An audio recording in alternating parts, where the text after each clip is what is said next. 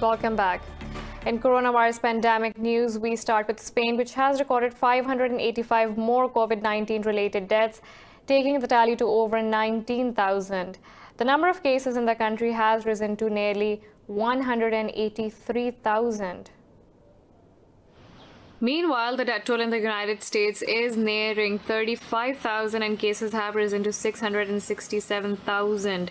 Elsewhere, Iran has reported 89 new deaths, increasing the total to 4,958. Authorities say the total number of cases have nearly reached 80,000, of which over 3,500 are in critical condition. Russia has also announced a new record number of coronavirus cases as well as deaths caused by the infection. The country has reported over 4,000 new cases in a day, bringing the tally to 32,000 with 273 deaths. Globally, the number of infections from the disease has now crossed 2.1 million with more than 146,000 deaths.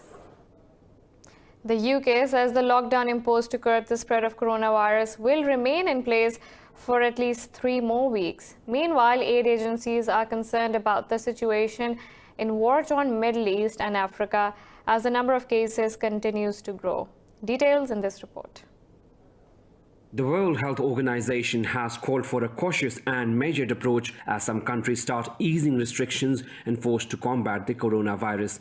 The global health body says cases have doubled in Europe in last 10 days. Britain has the 5th highest official death toll from COVID-19 in the world after the US, Italy, Spain and France. The UK government extended the lockdown measures, asking Britons to stay at home unless they are shopping for necessities or meeting medical needs. So we need to be patient a while longer. So please, stay home, save lives and protect the NHS so we can safely return to life as close to normal as possible, as soon as possible. It's been an incredible national team effort. Now is not the moment to give the coronavirus a second chance.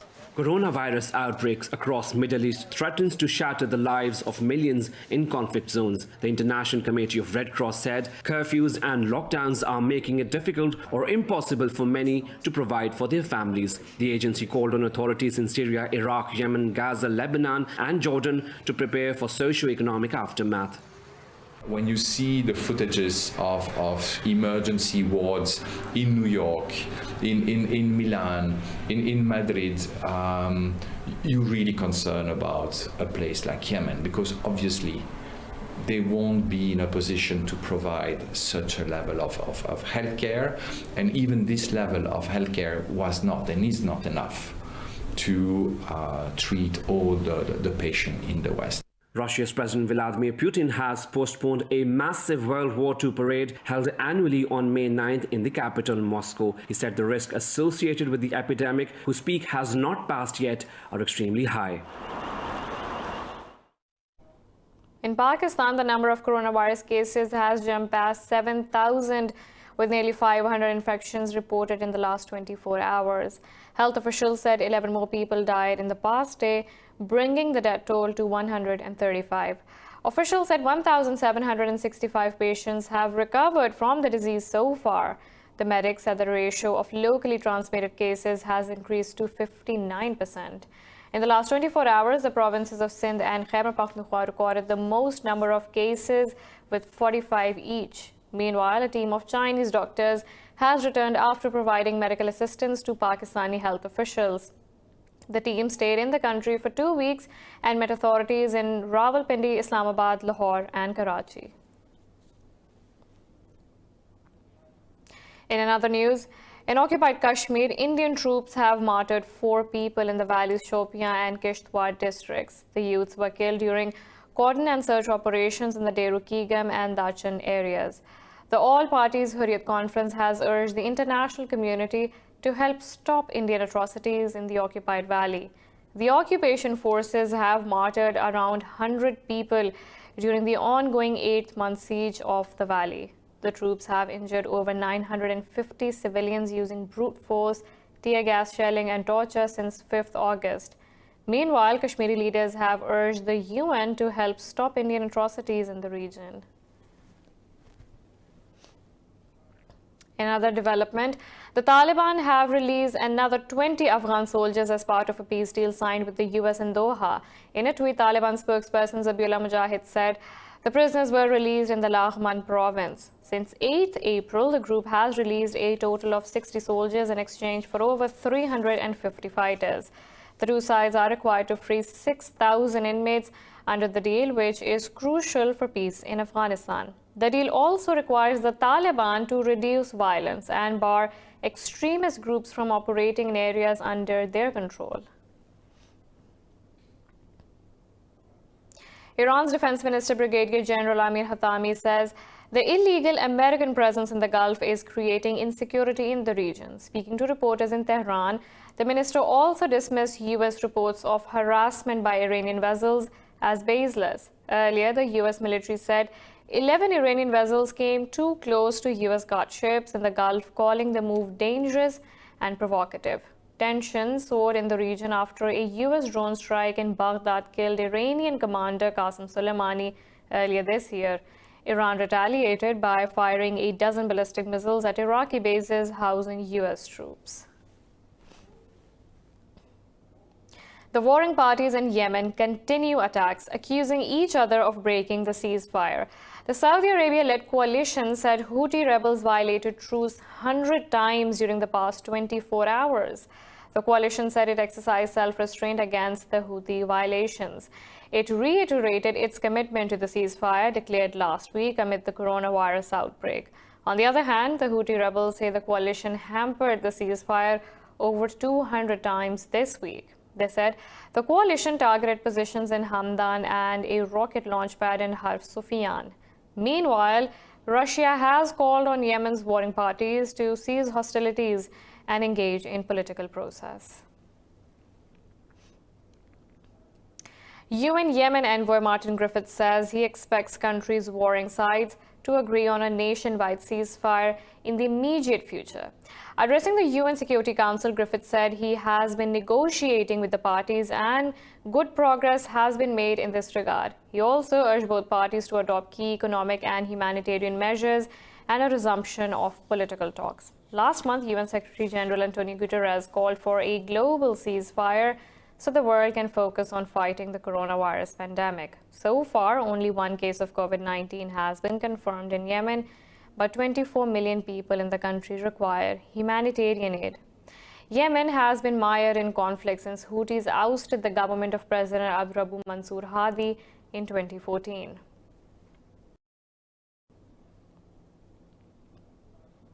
The UN says it will be forced to close down several humanitarian programs in Yemen amid a funding shortage. In a briefing to the Security Council, Emergency Relief Coordinator Mark Lowcock said 31 programs will close in the coming weeks. Lowcock said the shutdown will leave impoverished Yemen in dire straits as it attempts to slow the spread of the coronavirus. Lowcock said the United Nations Children's Fund will have to stop immediate aid for families displaced by conflict or natural disasters.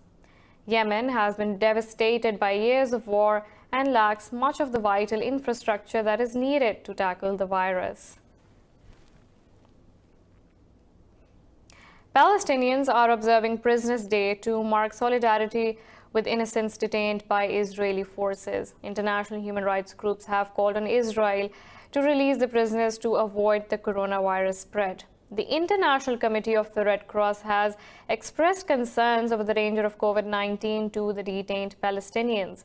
Its spokesperson said conditions at the prisons top the agenda of their dialogue with Israeli officials. Last month, the Palestinian Human Rights Organizations Council asked foreign diplomats to exert pressure on Israel to release the prisoners. Turkey says its fighter jets have killed 18 PKK militants in northern Iraq. In a statement, the Defense Ministry said the terrorists who were detected by surveillance activities were neutralized in the Kandil region. It said the operations will continue until the last terrorist is killed. Turkish authorities often use the word neutralized to imply the militants in question surrendered or were killed or captured. Ankara holds the PKK responsible for the deaths of some 40,000 people in a 30-year conflict. In Libya, the UN-recognized government says Khalifa Haftar's forces have killed 3 people in rocket attacks on Tripoli. The health ministry said a minor was among those killed in shelling on the Tariq al-Sur area. The government of National Accord said Haftar's forces targeted civilian facilities in the western end Zara town. It said several others were wounded in the raids. Hundreds of thousands of people have been displaced in the capital since the start of offensive in April last year. Myanmar's humanitarian organizations say the recent move to drop charges against over 100 Rohingya was just an eyewash. They said it was only meant to cheat the international community. Rohingya Solidarity Organization president said Rohingya cannot be called illegal as they have been living in Myanmar for centuries. He said detaining Muslim minorities on the pretext of traveling without legal documents is an illegal action. Earlier, the UN said Myanmar army is carrying out daily airstrikes and shelling in the restive Rakhine and Chin provinces, home to Rohingya Muslims. The bloc's Human Rights Office spokesman, Rupert Colville, said 32 civilians have been killed since 23rd March. He said many Rohingya took dangerous journeys on boat from Myanmar and Bangladesh to other countries in the region. Myanmar army has killed hundreds of Muslims in an apparent genocide during the last 3 years. In Nigeria, security forces have killed 18 people during the enforcement of measures to curb the spread of the COVID-19. In a report, the National Human Rights Commission said the number is higher than documented deaths by the new coronavirus itself. The Commission said it had received 105 complaints of human rights violations in 24 of Nigeria's 36 states and the capital city of Abuja. The report accused security agents of using excessive force, abusive power, and corruption. The rights watchdog said there were 8 documented incidents of extrajudicial killings. Police have rebuffed the allegations, saying they will continue to enforce the curfew in line with international practices. Nigeria has registered more than 400 infection cases and 13 deaths so far. We have a lot more coming up right after this short break, so stay tuned.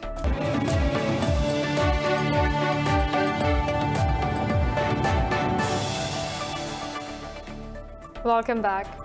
Now, health authorities in Middle Eastern countries have reported new cases of the novel coronavirus on Friday. Meanwhile, Saudi Arabia's Grand Mufti says prayers will be performed at home during Ramadan and Eid if the pandemic continues.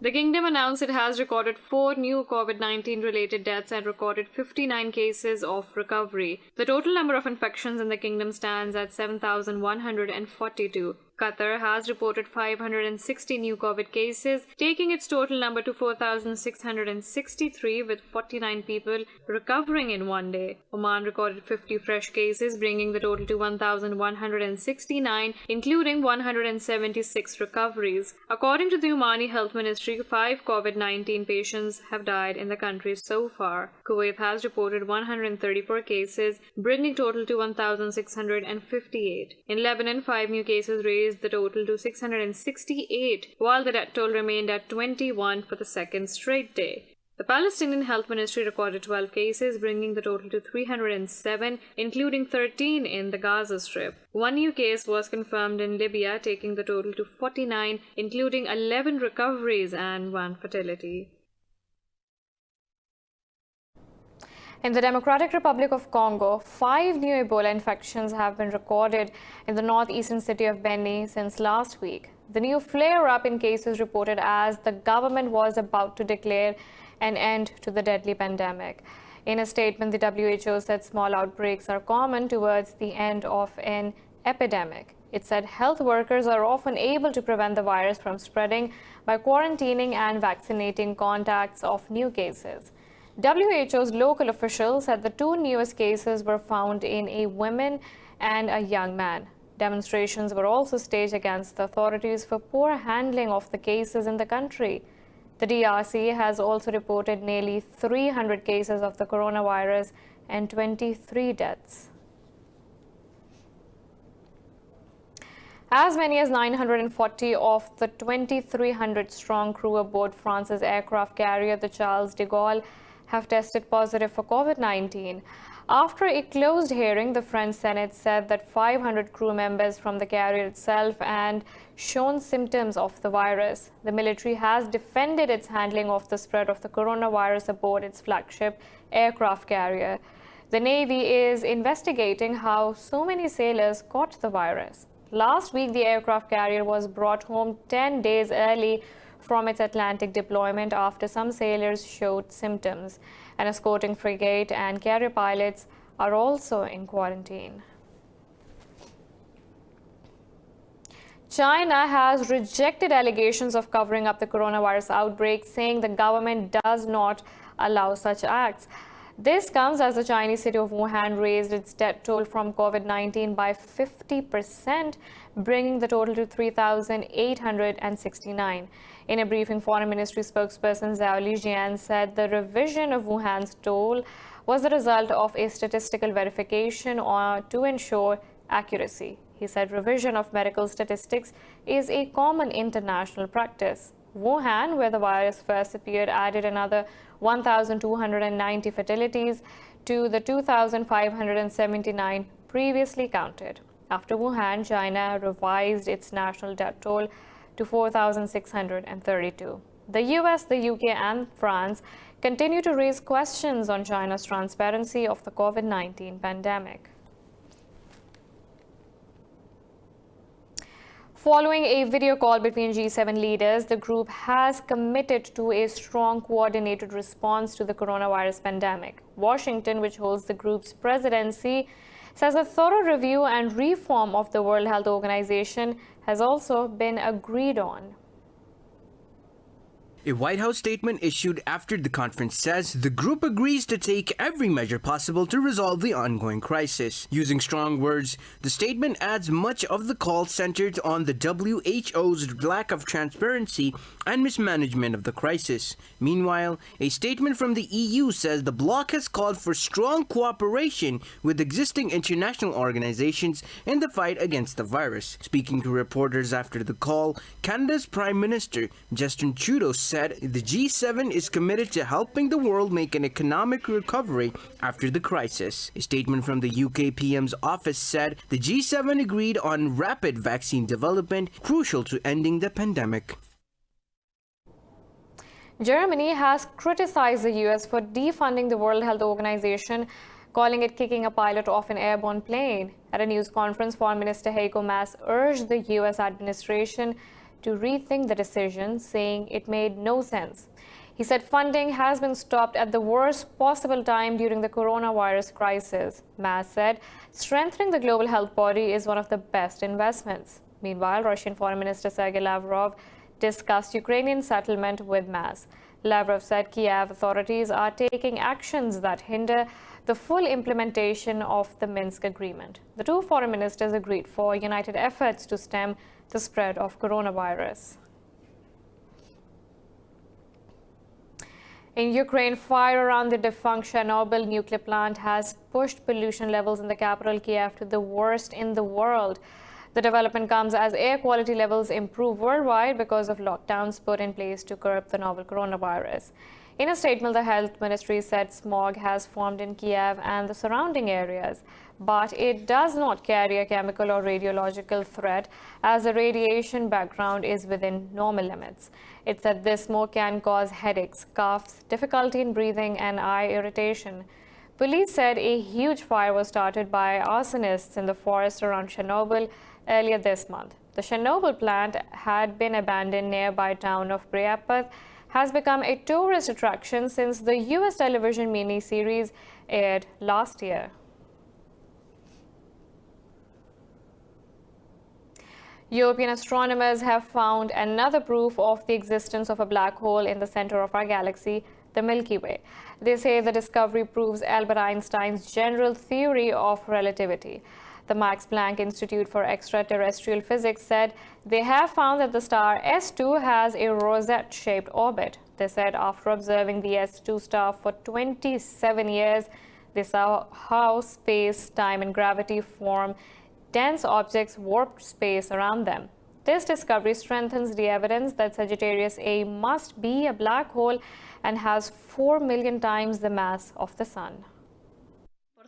Why is it so important for these things to be discovered? There is a lot of evidence that massive black holes exist, but to say that they exist, we had to demonstrate two things: that this said object is massive but at the same time compact, and that the general theory of relativity formulated by Albert Einstein correctly describes what happens naturally. Brazil's President Jair Bolsonaro has fired the country's health minister after disagreements over government's coronavirus containment strategy. Bolsonaro has been vocal about downplaying the pandemic and has repeatedly bemoaned the economic cost. But other countries in Latin America remain vigilant and defiant in the face of the deadly outbreak. This report has details. Since the beginning of the pandemic, Bolsonaro has been lamenting state governors over lockdown orders. He often clashed with the now sacked health minister Luiz Henrique Mandetta. Incoming health minister Nelson Teich promised no radical shift in policy while underlining the effects of the lockdown on the people. In regards to keeping distance and isolation, what is to happen? You will not see a radical and dramatic shift in policy on what is to happen. What is important today is the information about what happens to people and the corresponding action to take. Elsewhere in Honduras, the government said Cuba will be sending its medical brigade to assist the fight against the novel coronavirus. Meanwhile, in Argentina, authorities have begun screening local residents using thermal cameras installed at the city's largest transport hub. Over in Mexico, President Andrés Manuel López Obrador says country would return to normalcy on 1st June. The return to classes, education activity and all productive activity will be for June 1st. It's a sacrifice, but it's the most efficient. What we have said from the beginning and from the recommendations of specialists, this pandemic is not going to be cured just in hospitals. The International Monetary Fund says the economic fallout with other factors means the region will likely see no growth in the decade from 2015 to 2025. In its 2020 World Economic Outlook, the IMF forecasted the economy of Latin America will contract by over 5%. In Thailand, the economy has been pulled into a recession by the impact of COVID-19 pandemic, leaving millions jobless. This led to a cash-strapped citizens rushing to sell their gold as the precious metals price surged on Thursday. Let's find out more about this in this report. With the global economy crashing, more and more people are turning to gold as a financial safety net. The phenomenon has been bolstered by the precious metals' rising prices, which hit $1,727 an ounce on Thursday. Because of the COVID-19 situation, I can't make a living and I still have to pay my staff, so that's why I need to sell my gold. At this moment, having cash is making me feel better than having gold because everything is about money. I have to pay for medicine or face masks that are expensive, so that's why I decided to sell. Most people are selling jewelry and family heirlooms, hoping to make enough money to cover expenses until the pandemic subsides. Most of the people behind me are selling jewelry gold, which reflects a bad economy, so people want to have cash. This is something that is sad to see, and none of the sellers are selling gold bars, just jewelry. It is cultural practice for Thai households to invest in gold, so it is likely that thousands, if not millions of Thais could turn to the precious metal in the coming months. This will have its own impact on prices, meaning it's the early birds who will benefit most from liquidating their gold. The Thai Central Bank warns the economy could shrink by 5.3% this year. We're taking a short break, but stay tuned for more news.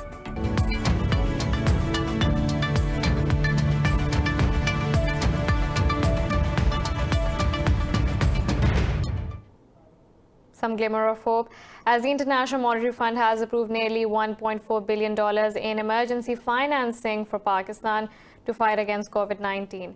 IMF support will help to provide a backstop against the decline in the country's foreign reserves and deliver budgetary support for COVID-19-led spending.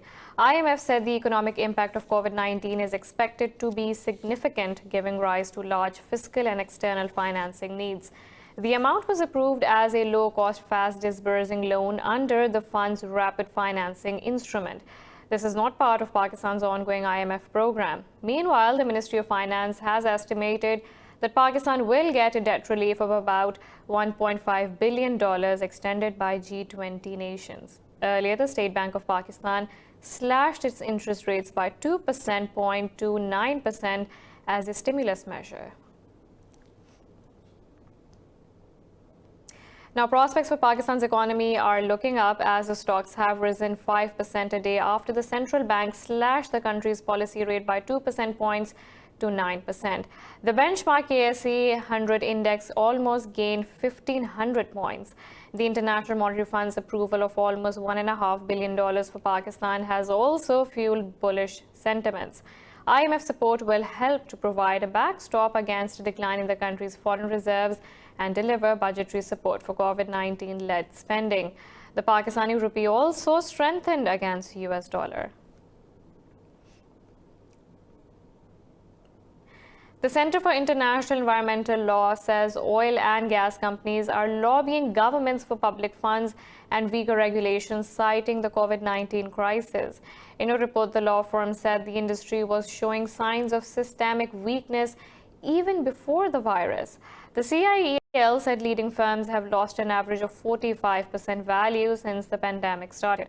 It said the twin shocks of collapsed fuel demand and low oil prices can push the industry to a breaking point. The firm said oil-dependent economies have become at the mercy of corporate lobbying. The report said oil industry has already been threatened by renewable energy and electric vehicles. It said in the US, the fossil fuel industry has asked Congress to exclude support for renewable energy from its coronavirus stimulus package. Russia says Moscow and Riyadh are firmly committed to fulfilling the OPEC Plus deal on cutting oil output. This comes as Russian Energy Minister Alexander Novak and Saudi Arabia's Energy Minister Abdulaziz bin Salman Al Saud spoke on phone.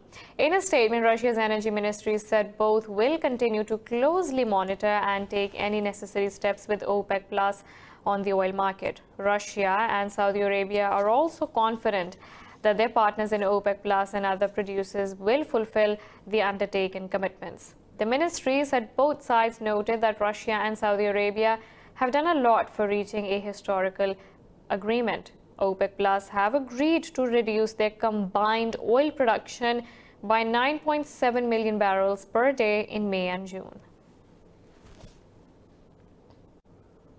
China's economy has contracted in the first quarter of the year for the first time since 1992 as COVID-19 paralyzed economic activity. The National Bureau of Statistics says the world's second biggest economy contracted by nearly 7% on year-on-year basis. The contraction exceeds the decrease forecast by economists. While China has managed to get large parts of its economy up and running from its standstill in February, it still faces an uphill battle to revive growth. NBS spokesperson Mao Zedong said China's economy performance in the second quarter is expected to be much better. We must also note that because the current external situation is more complex, domestic demand overall remains comparatively weak. Companies still face difficulties such as insufficient demand and a drop in orders. He said weaker domestic consumption, which is the biggest growth driver, remains a concern as the world enters recession. Now let's look at the US stocks, which have soared after President Donald Trump's new guidelines to reopen the economy and on reports of a potential drug that can treat the COVID-19 virus. US aircraft maker Boeing has also headed higher on plans to resume production in Seattle as early as 20th April. Following the announcement, the airplane maker's shares jumped nearly 10%. The indices of S&P 500 and Dow Jones Industrial Average traded over 1% higher. The Nasdaq Composite Index gained ground at a fraction. European markets are trading higher after a new drug by Gilead Sciences started showing positive results in treating COVID-19. Investor sentiments have been lifted as regional stocks witness fresh rally, hoping for an end to the pandemic spread. Paris CAC 40 traded over 4% higher, while Frankfurt DAX gained over 3.5%. London's FTSE traded edge higher by over 3% as Cineworld stocks jumped by 16%. In Asia, Seoul's Nikkei 225 led the gains, closing over 3% higher. Meanwhile, international benchmark Brent crude oil price is trading fractionally higher.